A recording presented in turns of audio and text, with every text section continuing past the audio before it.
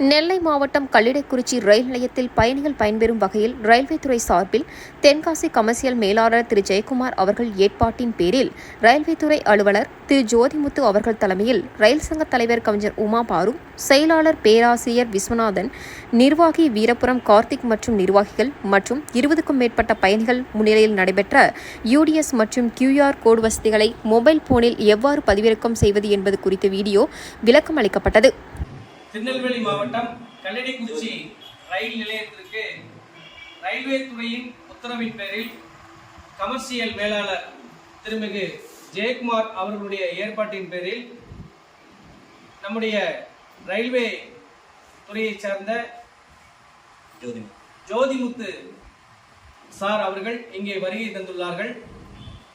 வரிசையில் நின்று பயணச்சீட்டு எடுப்பதை விட இந்த யூடிஎஸ் ஆப் மூலமாக எவ்வாறு நாம் பயணச்சீட்டு பெற்றுக்கொள்ள வேண்டும் என்பது குறித்து சிறு விளக்கம் தருவதற்காக ஒரு முகாமாக இந்த விழாவை நடத்தி கொண்டிருக்கிறார்கள்.